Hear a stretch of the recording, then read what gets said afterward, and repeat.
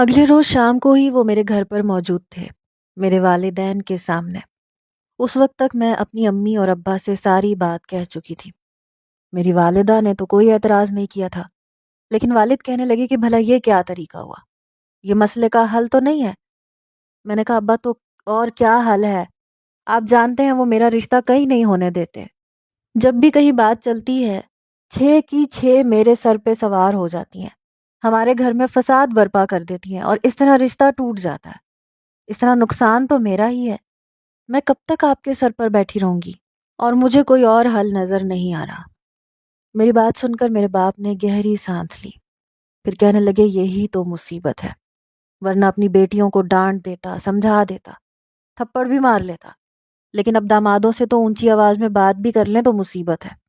شادی کے بعد طلاق کی دھمکیاں دیتے ہیں، جیسے یہ دوسرے کی بیٹی بیٹی نہ ہو۔ نہ جانے کیا ہے۔ میں نے کہا ابا آپ کی بیٹیاں بھی کم نہیں ہیں، اپنے شوہروں کا پورا پورا ساتھ دیتی ہیں، آپ کے سامنے کچھ، پیچھے سے کچھ ہیں۔ میرے والد کہنے لگے وہ نوجوان کیا سوچتا ہوگا میرے بارے میں؟ میں نے کہا وہ بہت اچھے انسان ہیں، کچھ نہیں سوچیں گے۔ اس لیے جب سر جواد ہمارے گھر پر آئے اور انہوں نے بات شروع کی تو میرے والدین کہنے لگے کہ یہ بات بالکل غیر مناسب سی ہے، لیکن ہم لوگ اپنے دامادوں کی وجہ سے بے حد پریشان ہیں۔ سر کہنے لگے کہ آپ انہیں کہہ دیں کہ آپ نے شزا کا رشتہ مجھ سے طے کر دیا ہے، پھر میں جانوں اور وہ جانے۔ میرے والد کہنے لگے کہ جی ٹھیک ہے، ہم کہہ دیتے ہیں، اور آپ کا بہت بہت شکریہ ہماری مدد کرنے کا۔ وہ کہنے لگے نہیں ایسی کوئی بات نہیں ہے۔ لیکن اسی وقت میرے دماغ میں ایک نیا منصوبہ تیار ہوا۔ میں نے کہا سر ایسے کریں آپ مجھ سے منگنی کی رسم کر لیں۔ وہ کہنے لگے کیا مطلب؟ میں نے کہا رشتہ طے ہونے کے بعد آپ تو اپنے گھر چلے جائیں گے، لیکن میری 6 کی 6 بہنیں اور بہنوئی اپنے دیوروں سمیت یہاں پر آ کر شور شرابہ شروع کر دیں گے۔ اس لیے ہم رشتہ طے ہونے کی بات نہیں بتائیں گے، ہم ڈائریکٹ منگنی پر بلائیں گے، تاکہ آپ کے سامنے اگر وہ کچھ کہیں تو آپ انہیں سنبھال لیں۔ کچھ دیر سوچنے کے بعد میرے باس اس بات پر بھی تیار ہو گئے، اور پھر وہی ہوا جس کا مجھے ڈر تھا۔ جیسے ہی میری منگنی کی خبر ان تک پہنچی تو میری بہنوں کے فون پہ فون آنے لگے کہ آپ نے کس طرح سے رشتہ طے کر دیا، کیوں طے کر دیا۔ اس سے پہلے کہ میری ماں کچھ الٹی سیدھی بات کر کے اپنا ویک پوائنٹ میری بہنوں کو دے دیتی، فون میں نے پکڑ لیا۔ میں نے کہا میرے باس بہت خطرناک قسم کے انڈر ورلڈ کے ڈان ہیں، اس لیے انہوں نے ہمیں دھمکی دی ہے کہ اگر کسی نے بھی منگنی میں کوئی فساد کرنے کی کوشش کی تو وہ زندہ نہیں بچے گا۔ پھر بھی آپ لوگوں کو شوق ہے تو جو مرضی کر لیں۔ میری بات سن کے میری بہن کہنے لگی تمہارا دماغ تو خراب نہیں ہو گیا، تم کن لوگوں میں شادی کر رہی ہو؟ میں نے کہا میں نہیں کر رہی، وہ مجھ سے کر رہے ہیں۔ وہ کہنے لگی ہم بھی دیکھ لیتے ہیں وہ کہاں کا 30 مار خان ہے، میرے شوہر اور دیور نے بھی کوئی چوڑیاں نہیں پہن رکھی۔ میں نے کہا ٹھیک ہے تو پھر منگنی والے دن آ جائیے گا، وہ انہیں چوڑیاں بھی پہنا دے گا تاکہ آپ کو تسلی ہو جائے۔ یہ کہہ کے میں نے فون بند کر دیا۔ میں تو بہت مطمئن ہو گئی تھی۔ اگلے روز جب باس منگنی کے لیے آئے تو ان کے والدین بھی ساتھ تھے، شاید انہوں نے والدین کو بھی بتا دیا تھا۔ چند دوست بھی تھے، تقریباً 10 افراد تھے، اور میری بہنیں اور بہنوئی اور ان کے دیور وہ بھی ساتھ آ گئے۔ اس سے پہلے کہ منگنی کی رسم ادا ہوتی، میری 6 کی 6 بہنیں کہنے لگیں کہ یہ رشتہ نہیں ہو سکتا، کیونکہ ہماری اس میں کوئی رضامندی شامل نہیں ہے۔ ہماری بہن کا رشتہ ہوگا تو ہم 6 میں سے کسی نہ کسی ایک کے دیور کے ساتھ ہوگا۔ اس نے کہا ٹھیک ہے، جس نے اپنے دانت تڑوانے ہیں یا اپنی ہڈیاں پسلیاں تڑوانی ہیں وہ سامنے آ سکتا ہے۔ یہ سن کر میری بہنیں کچھ گھبرائی تھیں، لیکن بہنوئیوں نے آستینیں چڑھا لی۔ میرے باس بھی کھڑے ہو گئے۔ ان کے والد کہنے لگے یہ کیا تماشا ہے؟ کہنے لگا کچھ نہیں، بس ایسے ہی، ذرا دیکھوں تو صحیح کہ یہ کیا چاہتے ہیں اور کون ہے جو مجھے روک سکتا ہے۔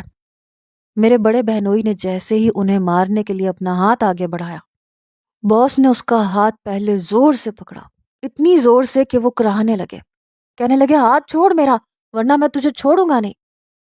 باس کہنے لگے پہلے اپنا ہاتھ تو چھڑوا لے۔ میری بات بعد میں کرنا کہ تم میرے ساتھ کیا کرو گے۔ بہرحال میرے بہنوئی رو دینے کو تھے۔ وہ کہنے لگے کمینے میری ہڈی ٹوٹ جائے گی۔ یہ سن کر میرے باس نے ان کا ہاتھ چھوڑا۔ باس کہنے لگے اور بھی کسی کو شوق ہے تو مجھے بتا دیں۔ میری بہن کہنے لگی ہم اپنی بہن کی شادی کسی بھی ڈان سے نہیں کر سکتے۔ یہ سن کر میرے باس کچھ متحیر ہوئے تھے۔ کہنے لگے کیا مطلب آپ کا؟ کہنے لگی تم اچھے آدمی نہیں ہو، قاتل ہو، انڈر ورلڈ کے ڈان ہو، نہ جانے کون کون سے ناجائز کام کرتے ہو، پولیس بھی تمہارا کچھ نہیں بگاڑ سکتی۔ یہ سن کر انہوں نے میری طرف دیکھا اور میں نظر چرا گئی۔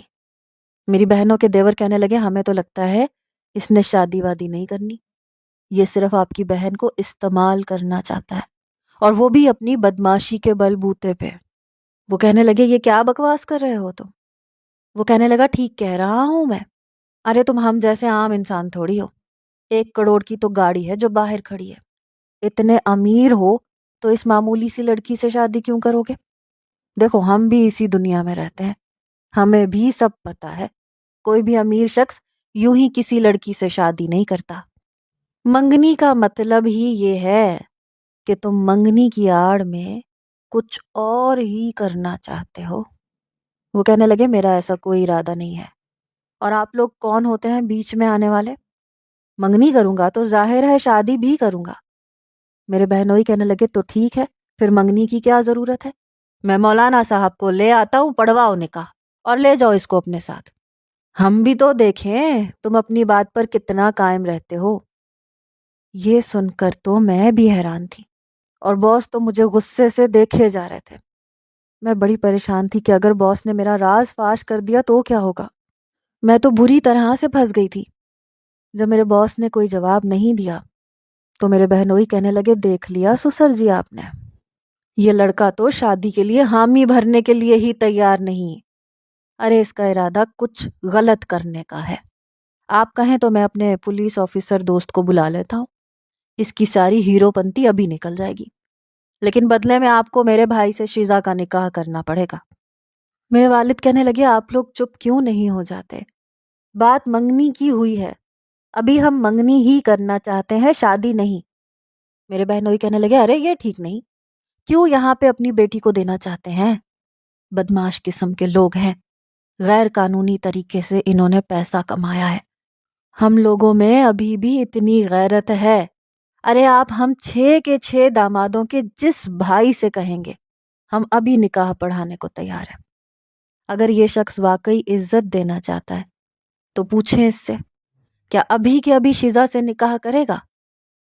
اس سے پہلے کہ میرا راز فاش ہوتا میرے باس کے والد کھڑے ہو گئے۔ وہ کہنے لگے کب سے میں تم لوگوں کی باتیں سن رہا ہوں، یہ میری حلال کی کمائی ہے اور میرے بیٹے کی محنت کی کمائی ہے، ہم لوگ بھی اتنے بغیرت نہیں ہیں کہ اپنی بات سے پھر جائیں۔ آپ لوگوں نے جس مولانا کو بلانا ہے بلائیں، نکاح ابھی ہوگا اور رخصتی بھی ابھی ہوگی۔ یہ سن کر میرے باس کبھی مجھے غصے سے دیکھ رہے تھے، کبھی اپنے والد کو حیرت سے دیکھ رہے تھے۔ بہرحال مولانا صاحب بھی آ گئے اور نکاح بھی ہو گیا، یہاں تک کہ رخصتی بھی ہو گئی۔ گاڑی میں جب میں ان کی والدہ کے ساتھ بیٹھی تو باس بہت غصے سے گاڑی چلا رہے تھے۔ ان کے والد کہنے لگے میں نے اتنے بدتمیز لوگ آج تک نہیں دیکھے، اچھا ہے کہ تم نے میری عزت رکھ لی، ورنہ وہ لوگ سمجھتے کہ ہم خاندانی لوگ نہیں ہیں۔ لیکن سرجواد نے پھر بھی کوئی جواب نہیں دیا۔ بہرحال میں رخصت ہو کر ان کے بنگلے میں آ گئی، بلکہ بہت بڑے بنگلے میں آ گئی، لیکن ڈر لگ رہا تھا۔ ان کی والدہ نے مجھے سر کے کمرے میں بٹھا دیا۔ جیسے ہی وہ کمرے میں آئے بڑے غصے میں تھے، دروازہ بند کیا، کہنے لگے یہ کیا تماشا ہے، آپ نے مجھ سے کیا کہا تھا؟ میں نے کہا دیکھیں مجھے نہیں پتا تھا یہ سب کچھ ہو جائے گا۔ وہ کہنے لگے دیکھو میں تم لڑکیوں کو اچھے طریقے سے جانتا ہوں، تم لوگوں نے سب نے مل کر یہ ڈرامہ رچایا ہے مجھے پھنسانے کے لیے، میرے باپ کو غیرت دلانے کے لیے تمہارے سب بہنوئی، تمہارے گھر والے سب ملے ہوئے تھے، تم سب نے جان بوجھ کر ایسی باتیں کہیں کہ تیش میں میرا باپ آ کر میری شادی تم سے کرتے۔ ان کی بات سن کے میں نے کہا ایسا کچھ نہیں ہے، آپ نے غلط اندازہ لگایا ہے، میں سچ کہہ رہی ہوں۔ وہ کہنے لگے بس بس، تمہیں میں انڈر ورلڈ کا ڈان لگتا ہوں، بدماش لگتا ہوں؟ میں نے کہا وہ تو میں نے اپنے بہنوئیوں کو ڈرانے کے لیے کہا تھا۔ بہرحال وہ صوفے پر جا کر اپنا سر پکڑ کر بیٹھ گئے۔ کہنے لگے تم نے اچھا نہیں کیا۔ میں نے کہا دیکھیں میری بات سنیں، اب جو ہونا تھا وہ ہو گیا، اس لیے اب آپ تھوڑا سا صبر کر لیں، جیسے ہی میری بہنوئیوں کے بھائیوں کی شادیاں ہوں گی آپ مجھے طلاق دے دیجیے گا۔ یہ بات سن کر انہوں نے مجھے غصے سے دیکھا، کہنے لگے ایک دم چپ ہو جاؤ، تمہارے سارے مشورے میرے سر الٹے پڑتے ہیں، مجھے جو ٹھیک لگے گا اب میں وہی کروں گا۔ ان کے کمرے کے اندر ایک دوسرا کمرہ بھی تھا جو شاید اسٹڈی روم تھا۔ کہنے لگے یہ تکیہ پکڑو، یہ کمفرٹر پکڑو۔ پھر انہوں نے خود ہی بیڈ سے تکیہ اور کمفرٹر اٹھا کے مجھے دیا۔ کہنے لگے وہ دوسرا کمرہ ہے، جا کے وہاں سو جاؤ۔ وہاں بھی بیڈ موجود تھا، وہاں جا کے میں نے دروازہ بھی بند کر دیا۔ صبح شاید کمرے کے دروازے پہ دستک ہوئی، اس کے بعد میرے کمرے کے دروازے پر دستک ہوئی۔ میں نے دروازہ کھولا تو کہنے لگے جلدی سے تکیہ اٹھاؤ اور بیڈ پہ رکھو اور جا کے دروازہ کھولو۔ میں نے کہا میں کیوں کھولوں؟ کہنے لگے اس لیے کہ میں نہیں کھولوں گا، جاؤ میری والدہ ہوں گی، اب جو ڈرامہ تم نے کرنا تھا وہ تم کر چکی ہو، باقی کا ڈرامہ بھی تم ہی کرو گی۔ یہ کہہ کے وہ واش روم میں چلے گئے۔ میں نے تکیہ کمفرٹر اٹھایا، بیڈ پہ پھینکا، کمرے کا دروازہ کھول دیا۔ سامنے واقعی میری ساس تھی جو مجھے دعائیں دینے لگی، پھر کہنے لگی جو قسمت میں تھا ہو گیا، ایسا کرو بیٹا اب تم پریشان مت ہو، شادی تو ہم نے اپنے بیٹے کی کرنی ہی تھی، اب تم قسمت میں لکھی ہوئی تھی۔ پھر انہوں نے ہاتھ میں پکڑے شاپنگ بیگ مجھے پکڑا دیا، کہنے لگی بس جلد بازی میں اس وقت تو مجھے یہی کپڑے مل پائے تھے، تم یہ پہن لو، بعد میں تمہاری شاپنگ کروا دوں گی۔ میں نے کہا جی ٹھیک ہے۔ میں نے وہ لباس پہن لیا، کمرے سے باہر بھی نکل گئی۔ سامنے سر جواد کے والد بیٹھے تھے، ان کو دیکھ کر میں نے سلام کیا۔ کہنے لگے جیتی رہو، یہ جواد کہاں ہے، ابھی تک آیا کیوں نہیں؟ میں نے کہا وہ تیار ہو رہے ہیں۔ بہرحال یوں ہی وقت گزرنے لگا۔ گھر کے کاموں میں ویسے بھی طاق تھی، اس لیے اپنے ساس سسر کا دل میں بہت جلدی جیت چکی تھی، لیکن سر جواد تو میری طرف دیکھتے بھی نہیں تھے۔ کمرے میں جیسے ہی آتے مجھے کہتے جاؤ تم اسٹڈی روم میں جا کے لیٹ جاؤ۔ اچھے تو وہ مجھے پہلے بھی لگتے تھے، لیکن میں چاہتی تھی وہ مجھ سے بات کیا کریں۔ سچ پوچھیں تو مجھے اس گھر کی عادت سی ہونے لگی تھی، میں میکے کو تو بھول بھی گئی تھی۔ میری ساس نے مجھے خوب شاپنگ کروائی تھی، میں ان کی خدمت بھی بہت کرتی تھی، روزانہ ان کے پاؤں دباتی تھی، اور وہ کہتی تھی تم یہ کیوں کر رہی ہو، ملازمہ ہے نا۔ میں نے کہا ملازمہ دل سے خدمت تھوڑی کرتی ہے۔ بہرحال سرجواد کی والدہ ویسے بھی بہت اچھی تھی، سادہ قسم کی خاتون تھی، اور ان کے والد بھی بہت اچھے تھے، لیکن سر کی مجھے آج تک سمجھ نہیں آتی تھی۔ پتہ نہیں کیوں مجھے وہ کچھ نارمل نہیں لگتے تھے، کیونکہ ایک مرد لڑکیوں کو دیکھتا ضرور ہے، اور میں تو ان کی بیوی تھی، نکاح ہوا تھا ہمارا، چاہے جیسے بھی ہوا تھا، اور پھر وہ مجھے چھوڑنا بھی نہیں چاہتے تھے، کیونکہ اس کے بعد انہوں نے کبھی یہ نہیں کہا کہ میری بہنوں کے دیوروں کی شادی کے بعد وہ مجھے چھوڑ دیں گے، لیکن مجھے دیکھتے تک نہیں تھے۔ میرے دل میں خواہش آنے لگی کہ وہ مجھے دیکھیں، میری تعریف کریں، مجھ سے باتیں کیا کریں، لیکن ایسا کچھ نہیں تھا۔ وہ تو کمرے میں آتے ہی مجھے اسٹڈی روم میں بھیج دیتے تھے، پھر کہتے تھے اندر سے دروازہ بند کر لینا۔ ایک رات مجھے نیند نہیں آ رہی تھی جب مجھے سر کے کمرے سے باتوں کی آواز آئی، ایسے لگ رہا تھا جیسے ان کا کوئی دوست ان کے ساتھ کمرے میں موجود ہو، لیکن رات کے اس پہر میں سوچ بھی نہیں سکتی تھی کہ رات کے ٹائم ان کا کون سا دوست ان سے باتیں کر رہا ہوگا۔ پتہ نہیں کیوں مجھے کچھ تجسس سا ہونے لگا۔ میں نے پہلے تو دروازے پر کان لگائے، لیکن بہت ہی دھیرے دھیرے سے باتیں ہو رہی تھیں۔ پھر میں نے دروازہ بڑے دھیرے سے کھولا، لیکن کمرے میں کافی اندھیرا تھا، اور بیڈ پہ سر کے ساتھ ایک اور وجود بھی تھا۔ یہ دیکھ کر میں حیران تھی کہ کمرے میں کوئی جو تھا وہ لڑکی نہیں تھی، وہ لڑکا تھا، اور جو کچھ کمرے میں ہو رہا تھا میں نے جلدی سے اپنے اسٹڈی روم کا دروازہ بند کر لیا اور اپنے منہ پر ہاتھ رکھ لیا۔ میں سوچ بھی نہیں سکتی تھی کہ کبھی ایسا بھی دیکھنے کو ملے گا۔ میں اپنا سر پکڑ کے بیٹھ گئی۔ پوری رات مجھے ٹھیک سے نیند نہیں آئی۔ میرے دماغ میں عجیب و غریب سی باتیں گھومنے لگیں۔ صبح جب میں کمرے میں آئی تو چادر بکھری ہوئی تھی اور سر بے خبر سو رہے تھے۔ میں سوچ بھی نہیں سکتی تھی کہ اتنی شاندار شخصیت کا مالک شخص اس طرح کے گھٹیا فعل میں بھی مبتلا ہو سکتا ہے۔ کچھ دیر بعد ہی موبائل کا الارم بج اٹھا اور جواد اٹھ گیا۔ اس نے مجھے یوں کھڑے دیکھا تو کہنے لگا، یہاں کیا کر رہی ہو؟ اور مجھے اس طرح مت دیکھا کرو۔ جب تک میں آفس نہ چلا جاؤں تم اپنی اسٹڈی میں رہا کرو، اور اگر اٹھ جاتی ہو تو سیدھی باہر چلی جایا کرو۔ بڑی اکتاہٹ سے اس نے کہا تھا، حالانکہ اس کے میں بہت سے چھوٹے موٹے کام کر دیتی تھی، لیکن اب مجھے وہ اپنے کسی کام کو ہاتھ بھی نہیں لگانے دیتا تھا اور اپنے قریب تو آنے ہی نہیں دیتا تھا۔ پہلے تو میں وجہ ہی نہیں جانتی تھی، لیکن جو وجہ تھی وہ بہت ہی افسوسناک تھی۔ میں کمرے سے باہر چلی گئی۔ ساس مجھ سے باتیں کر رہی تھی، لیکن میں غائب دماغ ہی سے سن رہی تھی۔ سوچ رہی تھی کہ جو سب کچھ ہو رہا ہے وہ کیوں ہو رہا ہے، اور اس کے ماں باپ کو پتہ تک نہیں۔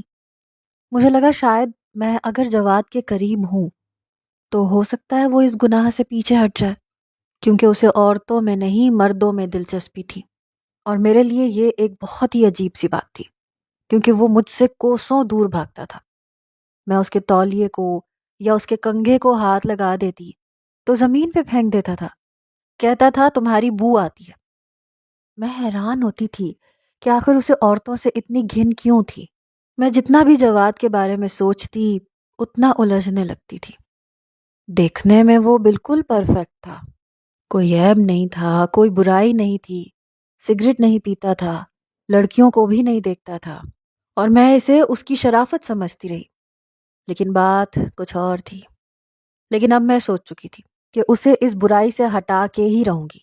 رات کو جب وہ کمرے میں آیا تو کہنے لگا، تمہیں روز کہنا پڑے گا کہ اسٹڈی روم میں جا کے سویا کرو۔ میں نے کہا کہ میں یہاں سوؤں گی۔